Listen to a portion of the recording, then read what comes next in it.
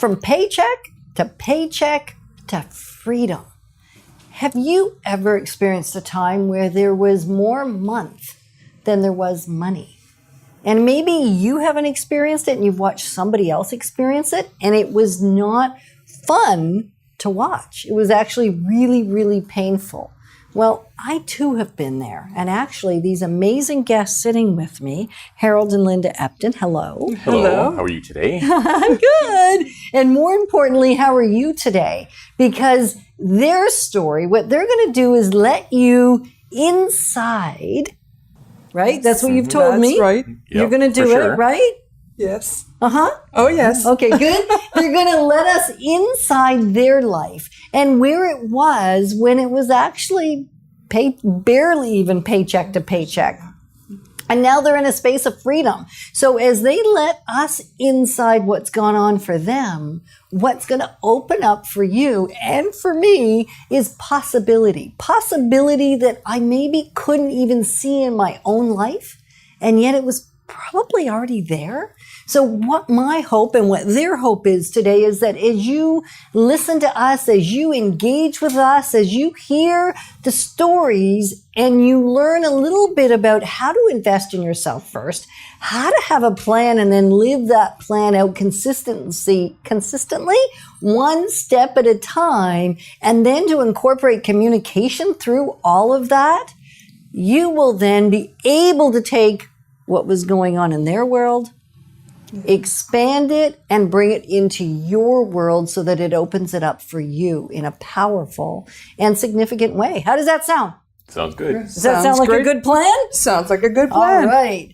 So as we start sharing your story, what year, and it doesn't really matter what year, except to set a little bit of timeline, I think maybe it matters a little bit. Does it matter to you a little bit as you're listening and as you're engaging and as you're hopefully even logging on to YouTube and watching some of the previous episodes, because this is going to give you a taste of what it's going to take to move from paycheck to freedom. And yet there's a lot of content. So you could go to youtube.com/Dekker Team and get access to more shows. Yeah, which is all there too. So timeline matters because this isn't an overnight journey. Definitely not. This has been 13, 14 years and maybe a little bit more. Okay. Yes. So it's a lifetime style. Yeah. A lifetime style. Say more about that, Harold. You have to realize where you are, and you have to realize where you want to go, and you have to come up with a plan to get there, whether it's by yourself as a single person or as a couple who want to succeed as a couple, but also as a family unit. If there's children involved or anything else, as a family, you have to get there, and you have to choose that lifestyle. You have to communicate about it. You got to plan for it, and away you go. Okay. So when we met you in 2004, okay, what was life like? Describe paycheck to paycheck or worse. At the time, I was in the Navy, and it was quite literally got paid at the beginning of the month, got paid middle of the month. Okay, beginning of the month, we'll pay this bill, and we'll use that credit card to pay those bills, and then we'll make the minimum payment at the middle of the month. And everything else, we'll just work around that. Wow. And how did that feel? Trapped. Definitely You really trapped. feel trapped. You feel trapped. And it's like you're going to bed at night and you're going, okay, how do I pay the bills in the morning? And you're not sleeping well. And you're going, the next step would be creditors calling because you're not making your payments on time. And it's a horrible feeling. Yeah. And as we're sharing Harold and Linda's story, I'm going to confess right now. And I think many of you, if you've been tuning in and as you've been learning alongside of us and as we've been growing together, you know that Ken and I as well live that lifestyle. And it is a horrible place. So if you're living that lifestyle, what I hope and pray and encourage you to get today is that if Ken and I can do it, if Linda and Harold can do it, if so many of our other clients can do it, you can too. Like, it is very possible to move from that space of, I would call it despair. What would you call it? If you could give it one word, Harold, what would you give that time in your life? Self-entrapment. Self-entrapment. That's 2 words. 3. Hyphenated. Yeah, hyphenated. We're two people, so yeah. Okay, self-entrapment, despair, and what would you say, Linda? I can't put it into one word. It was just, you created the situation and you're feeling, okay, how do we get out of this situation where we feel totally indebted with credit cards, with loans, those type of things. And this is not even counting mortgages. You're just, consumer loan is dragging you down.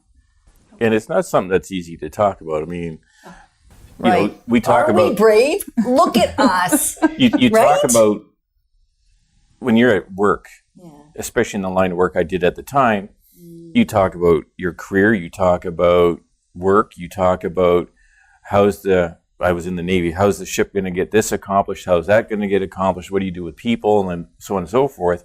But you never ever talked finances. So you never ever learned about it. And unless you had a background either through education or your parents or whoever was your mentor, where would you learn it? And we had to figure this out. Yeah.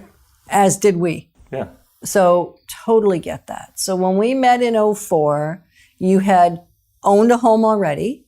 We had built our home, sold our home, moved to Victoria, and we're renting because we couldn't get into the market in Victoria. Right. And then we got posted here and knew that we wanted to get back into home ownership. And through the graces of a fellow officer, we got a phone call. And that's how we got introduced. Right. So Jeff called me to say, hey, I have a coworker, Harold, and Linda comes along with the package. Yeah. They've got 2 great kids and they're relocating to Ottawa and they need your help. That was our introduction. Right. And then we had a phone call and then we went through the whole process, the preparation, what's it going to look like, what's going to happen when you get here. So, because in 5 days, you got to make a good decision. Yeah. It was great because that phone call got us thinking about where did we want to live in the city? What were our needs? And you basically went through an entire package of everything that a buyer needs to consider before you even go shopping for a house. And what could we afford? Right, because that conversation has to come in too, right? Exactly. And so something that's available today, which we did not have, well, actually we had an earlier version of it, which is the home buying or home selling, buying and investing made easy book. And you can actually get that from us in an ebook now because that's where it's gone. So I was thinking we didn't have an ebook and we did have a hard copy. So on that first phone call, we used the guideline of what's in this book now to have the conversation and to set the stage. So if you'd like it for free, you can log on to our website. There is a easy download button so that you can actually have access to that and get all the information, read through it in your own home, which is kind of cool. And it helped you to figure out through the information that I gave you one-on-one how to navigate that entire process. Right. That's correct. So you bought a great house. We had a great experience buying the first house here in Ottawa. It was great.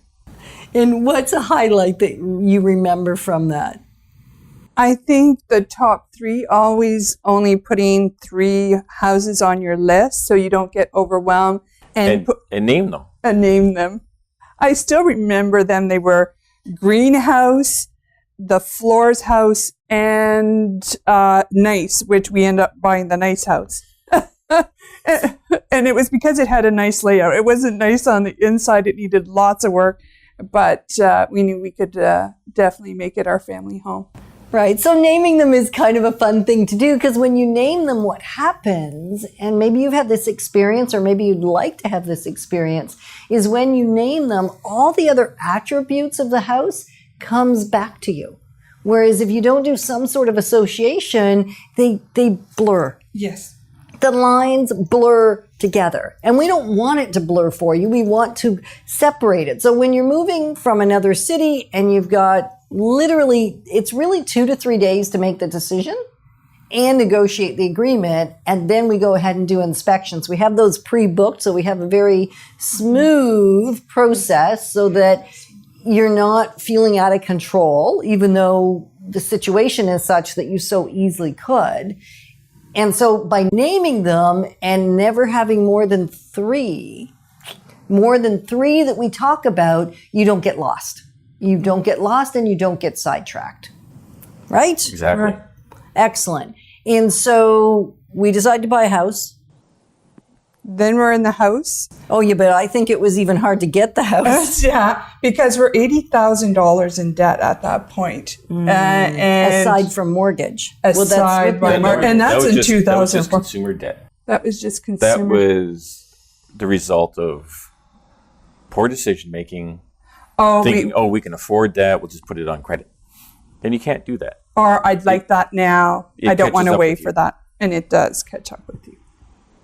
Yeah. If you're anything like us, and we're going to say the three of us collectively will say that there's been a time in our life that even if we didn't really have the cash to buy the thing, we decided we deserved it.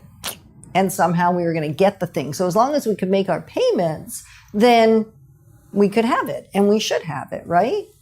Well, not so right. And so Harold and Linda are sharing what a time of transition where it moved from believing that to believing what? You have to sort out who you are and where you want to go and have a plan on how to get there. And you really have to think about yourself, whether it's you as an isolated person or you as a couple. You have to figure out, where am I today? Where do I want to get to? And how am I going to get there? That's the first step in my mind. And I think what you said when we were chatting just before we got on the show, and I think you said this beautifully, Linda, you didn't do too bad either. I'm not so. Yeah, not too bad. Linda, you talked about investing in yourself or paying yourself first. And I think, Harold, you said that you had to shift your attitude. Yes. Somebody said. Yes. That your entire attitude had to move from paying for stuff, paying for things that didn't necessarily help in the long run. Paying lots of interest, paying the bank, paying everybody Paying else. somebody else first. So Yeah. you have to pay yourself first. And a lot of that came from just being tired of that grind. And then educating ourselves, reading, talking with each other, coming together, brainstorming. Harold loves to read. I love to read. So we came across that book in our journey. And you have to read so that you get an understanding of what's involved in the process so that you can move forward. Right. So the book, if you're listening right now and you're not watching us, you're going to wonder, what did Harold just do? Well, he held up the Wealth Formula book. And that is a book that you used as a resource to get help started. you. How are we going to get out of this hole? Right. And then It was that philosophy. When I read the book, it makes so much sense. Like, pay yourself first, how to pay down that debt load, what to tackle first, because that mountain seems so big, and you're going, how do I tackle this? And you realize one step at a time, and sometimes they're baby steps, but when you see it working and over the years working, it brings you that eventually freedom that you're looking for and that wealth that you're looking for, and what you put in your plan. At the end of the road, you're going, okay, this is what I want to achieve. But you have to realize it's one step at a time. And the book shows what those steps are. And then you could start to take action on a step. Yep. That's right. And then recalibrate. I think we talked a bit about. Yes. Just sometimes the thought. You have to, because the situation changes all the time. You know, the kids have issues. They got to take care of this. The car has an issue. You got to take care of that. So it's all the time recalibrating but keeping in focus where you're going. And the big part of that is communicating. You have to talk to each other all the time. All the time. You heard it here, not first, and yet you heard it here. Talking all the time, really communicating so that you're on the same page. Yes. So that you know what's gone south and how to navigate that and how to move things in a positive direction. Back on track. Exactly. On the inside track. That was pretty good. Anyway, so invest in yourself first. Yes. Definitely. And you did that by deciding to pay down your debt initially. We decided that Or how? we wanted to get rid of all our consumer debt. And our initial plan was to take the house that we were living in, fix it up as best we could with what resources we had, and present it to the market. We sold that house and made a sum off of it. And I remember. we had enough to get a down payment on our next house and pay off most of the debt. That's right, because there was still debt sitting with you those years later, wasn't there? Yeah. You've been paying it down. But we got rid of a lot of it. right. And we got rid of all the high interest stuff. So now it was more the low interest things that we had left, which followed the principles in the book. Right. And then you moved into that house, and we would call that our flipper house. Pretty much. Pretty much. We knew we weren't going to be there for long. No. We knew it was going to be a couple of years. Right. And the point of moving into that house, if my memory is correct, was to be able to pay off the balance of the debt and to do improvements on the house. So it was a little bit of what we might call in real estate language, the ugly duckling. Oh, it's definitely the ugly duckling. The ugly duckling. And so if you've ever seen an ugly duckling, what it means is it has amazing bones. It's going to be a beauty when you put some paint and some flooring and maybe some cabinets and some trim and take out some marble maybe and take out some things that just aren't today's style. Maybe lose some brass. Maybe, lose... Create bedrooms. What I remember about that house was the top floor. They had created offices on the top floor. So you could go all the way around, no closets in the bedrooms. They weren't really bedrooms. It was insane. So we had to create a 4-bedroom house, which it wasn't. It was just one big massive bedroom that went from door to door to door to door. It was you could run around the top floor. It was hilarious. But yeah, it's creating what the market is looking for. Right. And the reason that house undersold is because of the way that they had shifted the rooms. And yet there was really nothing wrong with it. Structurally, it was fine. It had every good bone in it. It was just cosmetically updated by us for resale. Right. And when you do that, if you've ever done that, you'll see that you'll have had the experience that you've increased your equity position significantly more than if you just took a house that's already beautiful and already what we might call an 8, a 9, or a 10 out of 10 versus taking something that structurally is a 10 and yet cosmetically and flow-wise is a 2 or 1 or 3, and with not a lot of money and a little bit of time, you can shift your equity position. Sounds good, right?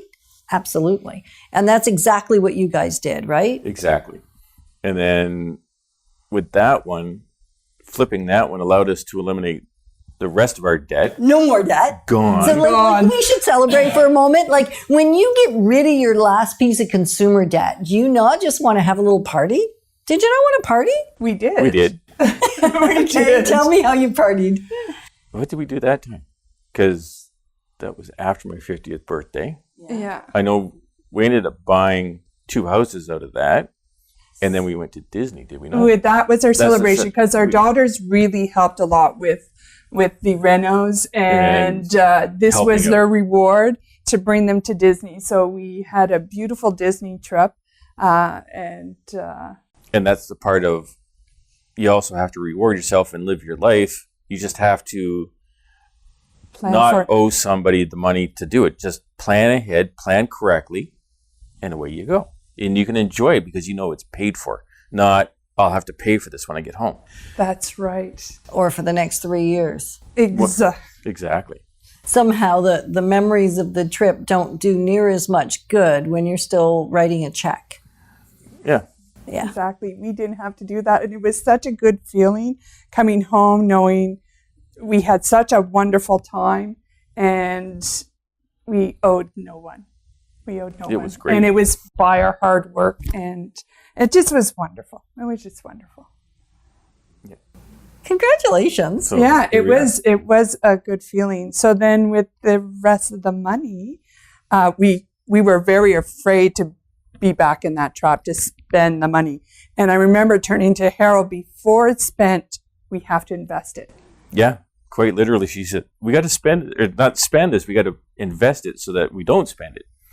And we ended up going for supper one night with friends of ours. And they were living in a condo, and they wanted out of the condo because it was all vertical, and they were having issues with the stairs, and they had dogs, and the typical postage stamp backyard, nowhere for the dogs and everything else. And they said they were looking for a place to rent and everything else, but they wanted land and they wanted everything on one level and so on and so forth. And we said, well, we're looking to invest, so why not marry the two ideas? You find the place, or work with us to find the place that you want to live in and be comfortable, and we'll buy it. You rent from us. And that's what we did. And it worked great, didn't it? And it worked great for 3 years. Fantastic. We were able to be in a position to make the rent such that our basic costs were covered, and the rent was low enough that they could afford it and put money aside, and now they own their own house as well. Isn't that awesome? It great. is awesome to pay it forward. It is really awesome. And in that whole process, you were then now able to get your mortgage paid down with somebody else paying it. Exactly. Right? Exactly. And now there's some cash flow there. Yes. Yes. With the next renters, now there is. Yeah. Yes. Like, isn't that neat? And help somebody. Yeah, exactly. And we're doing the same for them. If they want to, they can put money away, and eventually, hopefully, they can get their own house as well. So, Wow, that's great. And so then it came time for you to no longer have the house that you were living in to really be the right fit anymore. well, that's just it. It wasn't working anymore. The girls have grown up. Our one That happens, doesn't it? I know, time. What's Too time? fast. So our needs as a family changed. So having learned some lessons from this and having read some more books, and we got some more understanding, and working with our team, which includes you folks and includes lawyers and other folks and anybody who's willing to pass you information, we learned a few more lessons, and we decided we couldn't find an investment property that worked for us. So Linda had the idea, and we communicated about it. Well, why don't we just keep this house and rent it out, and let's go looking for our new house that works for us. So that's what we did. Right. So now you have 2 investment properties. Yes, we do. And you're living in a space that works really well for you. For us. Yeah, and the girls have communicated, like Victoria, before she left on fall break, she said, I really like this house. It really suits our family. And that was, it really solidified that we made the right decision. That's so cool. So if you're wondering if what you're in now, whether you should keep it or whether you should, as an investment, or whether you should simply sell it and buy a new home, or whether you should keep the one you're in and buy an investment, like what the right next step is for you, you might just want to go onto the Dekker Team website and go to the right fit assessment and that fill it in, and then you'll get an idea of whether it's now, whether it's later, and what is the answer. Because that was helpful, right? To be able to It was a have somebody resource that ask you worked for us. questions Yeah. to figure out what's the right next step. Because it's not one size fits all. No, Right. it really depends on you as a couple or an individual, and as a family, what's going to work, and revisiting your plan and going, does this fit in our plan? And revisiting resources. Yeah, exactly. You know, there's all kinds of resources out there. Your site has some awesome resources where you can look at everything from budgeting to houses. So there's everything in between. It's there. You just got to look at it. And then bring it to yourself as a learning. So invest in yourself first. You said that at the beginning of the show. So as we're coming sort of full circle, believe it or not, we've been chatting for a while now. Yep. Yes. And bringing it full circle, investing in yourself means not only monetarily, it means wisdom. It means insight. It means knowledge. It means gathering information, whether it's watching all of the Inside Track shows on investing and pulling out 2 or 3 ideas from each one, or even one idea from each one that then lets you create your plan. So that's investing in yourself. Exactly. And gathering knowledge also for our flips was essential. So that was another step of investing in ourselves and what products work best and what the latest trends are, what would sell our home, what is the general market looking for.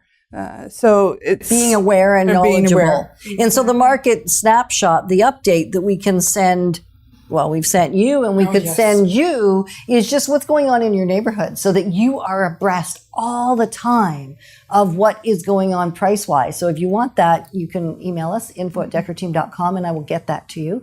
And so before we say goodbye, we're saying invest in yourself, have a plan, stay with the plan, be consistent, communicate with your team, with each other, with your family.